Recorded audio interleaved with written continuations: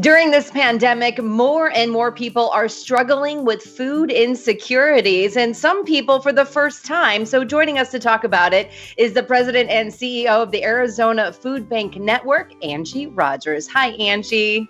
Hi, how are you today? Really great. Thank you so much for joining us. Can we start by explaining what the Arizona Food Bank Network is? So the Arizona Food Bank Network, recently renamed from the Association of Arizona Food Banks, is an anti-hunger organization and a network of food banks across the state. So we work on making sure that folks have adequate access to healthy foods, whether that be through our food banks and our emergency food providers, or that be through programs like the Supplemental Nutrition Assistance Program, or SNAP, which many people know as food stamps. Or making sure that kids have access to school meals. We really want to make sure that wherever you can get food, that there is an accessibility to that food. During the pandemic, what has the increase in the need for food been like?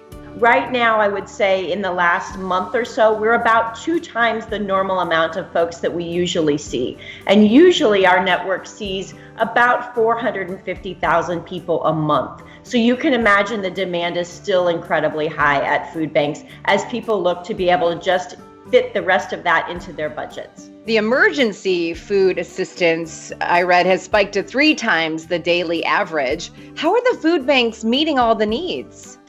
Yeah, I think that is a good point. Do we have enough food is a question I get really often. And we have some amazing donors here in Arizona, agriculture donors, also manufacturers and retailers.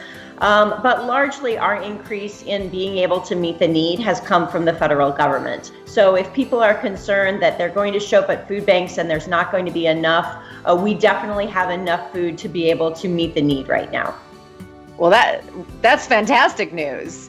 It is good news. Unfortunately, food is volatile. So if you talk to me maybe around the holidays or after the holidays, will we have enough food? That's an unknown. We do anticipate that our food banks will be having to purchase food, as we do sometimes when we don't have enough donations. Yeah, and so as we start heading into fall, what do you need? It's a great question. We always need volunteers. And I know folks have been hesitant to volunteer right now. Is it safe? Can I go out and do that? Will I be needed? And the answer is absolutely yes. We are making sure that our volunteers all wear masks. Many of our food banks are taking temperatures.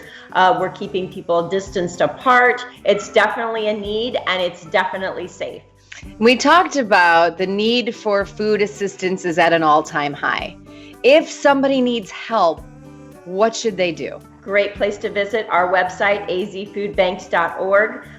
They'll be able to type in their zip code so that they're not having to travel a large distance across the city, or certainly in rural communities a long way. We'll find the closest food pantry to them. We encourage them to call ahead, but that's the first place they can go if they need food today.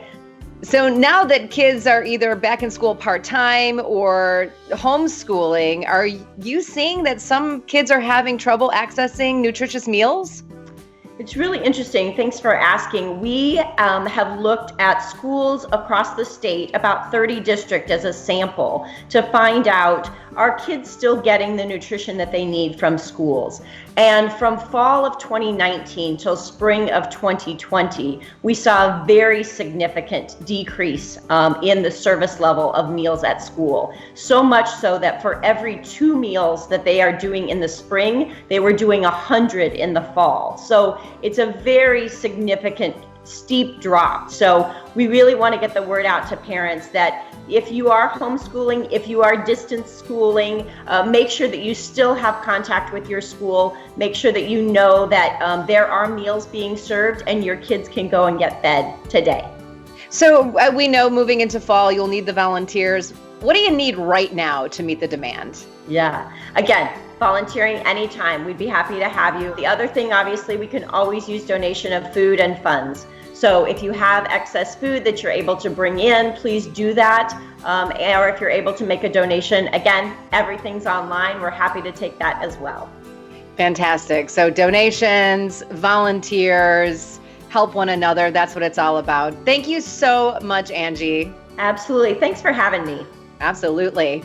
If you'd like to learn more about Valley Food Banks, just head to their website.